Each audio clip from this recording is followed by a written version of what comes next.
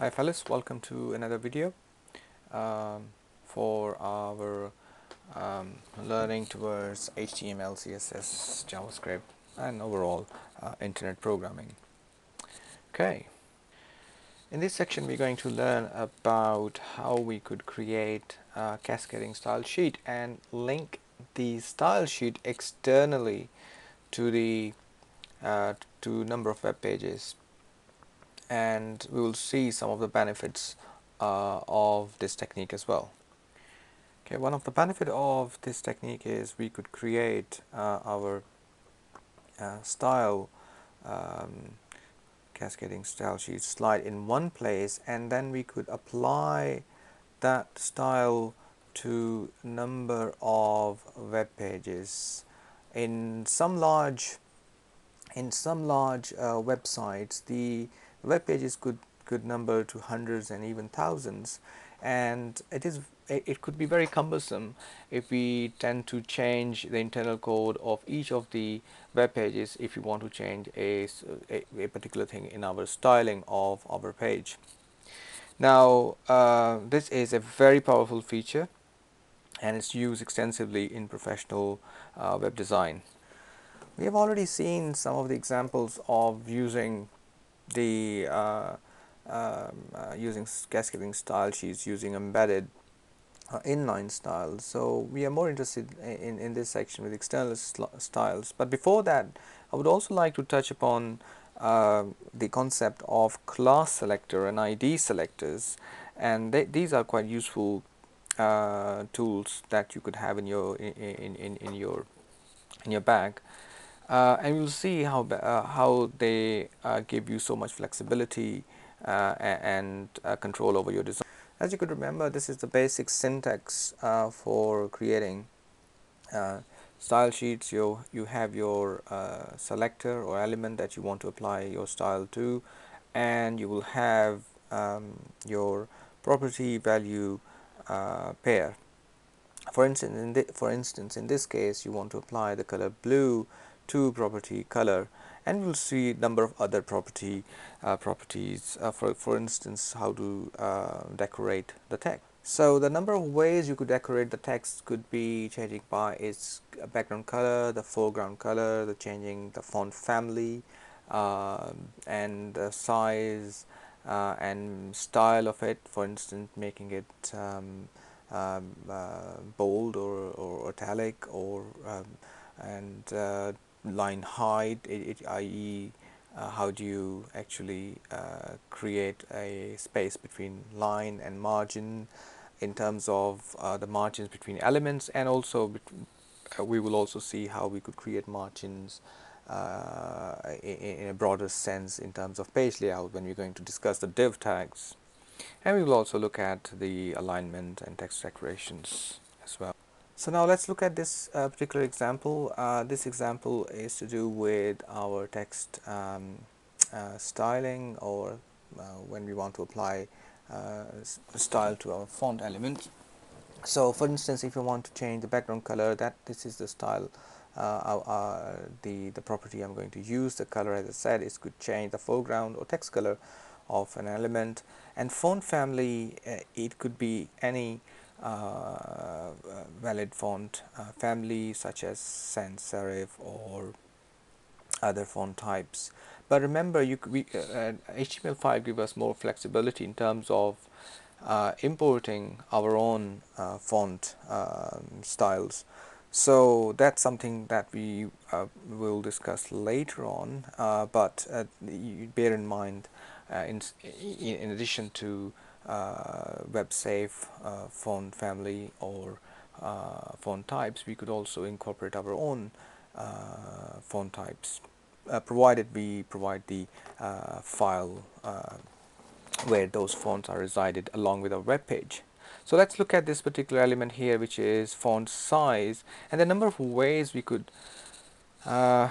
change the size of our fonts. For example, we could change the size through pixels, or we could change through points, or this is interesting, we could change through EM unit, which basically takes into account the upper case M of the current font that we are using, and then it is going to take the relative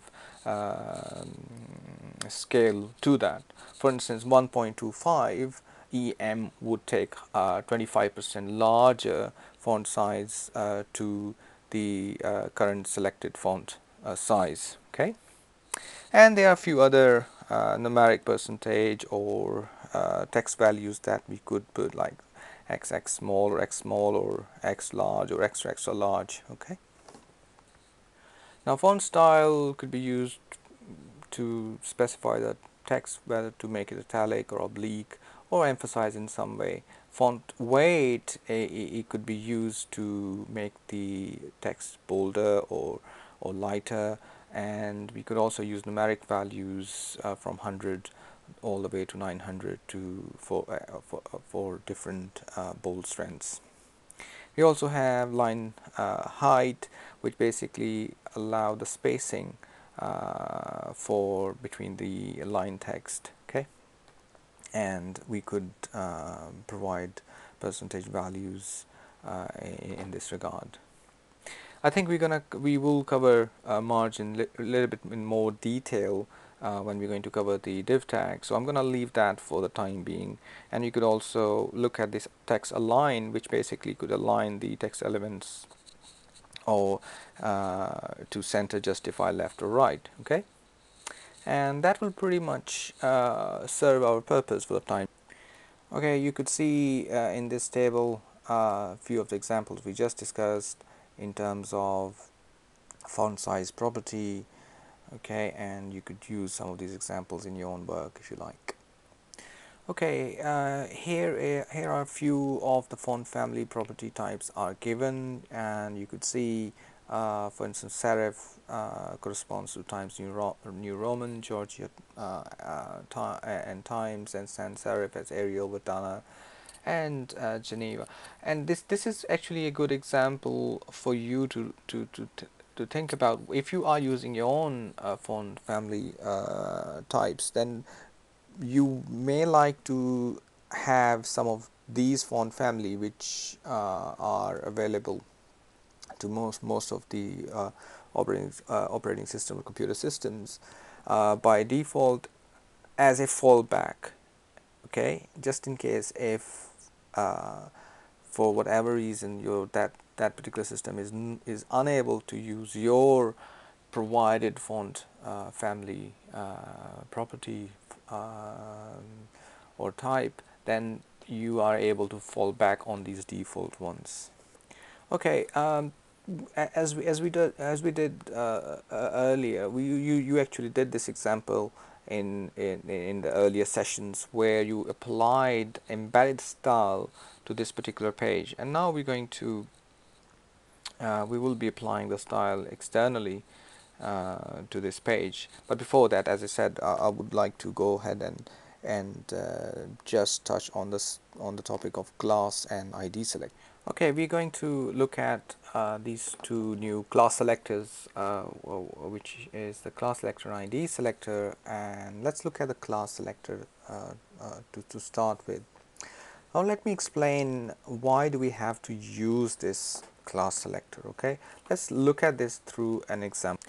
Okay, let's look at this example through a simple page, and what this page will look like. We have a heading and we have different sections of this page. For instance, this is a news site, for instance, and we have certain types of heading in terms of European news and Asian news and African and so on. So okay, and right, if I look at the code of this the code behind this page, to start with, we have an HTML declaration and HTML tag there, and in the head we are providing our style, and in the body you could see it's a straightforward script where basically the main content is going in your body tag, where you are starting with a news the biggest default heading, and then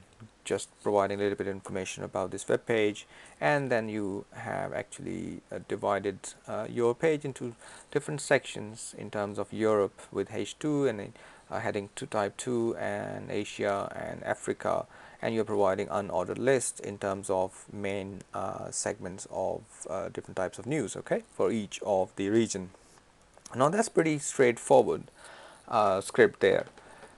But if you look at the script here, and we are applying our style to H2 type headings, which are these ones there, okay, and we are applying a particular background color and color to our text and aligning it to left and providing font family as serif, okay, and font types, providing font type Georgian, Times New Roman, and that's pretty straightforward there. But what I'm doing here, when I look at the browser, all these sections, all these regions have the same style. So H2, this H2 has the same style, this H2 has the same style, this H2 has the same style, and so on. What if I want to apply a different style for Europe, heading 2, different style for Asia, heading 2, and so on, so just to distinguish these regions a little bit more. So how come I do that? If I use this particular method that I'm using at the moment, just applying the style to this tag, it's going to apply to all, wherever it's going to, we're going to see H2 is going to apply that style. So either here, Asia, Africa, and so on, it's going to apply the same style. And that's our problem, okay? How could I have a little bit more flexibility in terms of where I want to apply my styles, depending on my design of, design feature of my web page. Now this is where I would be needing this selector. Now if you see in this example, I am applying a particular style here. The name of my style is new. It starts with dot, which is signifying it's a class selector, and it will only be applicable to a particular element if I provide this attribute inside my element that I'm using within the tags angle brackets, okay. Now that's pretty interesting for us. Let's go back to our code here and say I want, instead of H2 and apply it to all H2, let's say I want to apply, I want to give a name to my class selector. Let's say I want to apply a style just to European region, and so what I could do, I could change, say, EUROP, let's say section. I'm just, you could write any name. I'm just using this name. And now if I save this and look and refresh my page and look at the notice the difference. Now there is no style applied at this point in time. So if I want to apply my style to a particular element, then I need to provide an attribute in that tag or in that section or the element where I want my style to be applied. Okay, let's see using an example. So what I'm going to do, I'm going to apply this up here. So I'm going to type in class equals to the name of my class selector is EUROPE SEC section, okay, and let's save it. And now you see if I refresh my page, and it's only applicable to this but first section here where I have applied my style, okay. Let's elaborate this example a little bit more. So what I'm going to do, I'm going to create another style, let's say for probably Asia. So let's take that style and just going to change the background color of the first element, okay. So so instead let's change that European section to Asia, okay, or Asian section, whichever name you want to give. So now let me apply that name to this section here. So I'm gonna say class, okay, equals to in speech marks username, but I do need to change the background color there. So let's say I change it to, actually, let's choose a color. Okay, let's say, shall we choose this one, FFCC99? Okay, let's just try that. Okay, so change this one to FFCC and 99. Let's save it. Let's go back and refresh it, and you could see it has applied a different style to different section, and you could see the power of using class selector as compared to the way we were doing earlier, where it's just bounded to a particular element. And now this gives us so much more power and control where we want to apply our style to. Okay, now this is a very powerful technique that you could apply. Okay, now I think I'm gonna leave it there, and next time when I'm gonna see you, we'll talk about the ID selectors, and we will be talking about external style sheets and a little bit about div tags as well. Okay, so I hope you found this useful. Try it out yourself, please. Okay, there's nothing, no better way than actually trying it out yourself, right? I hope you found it useful. Thank you.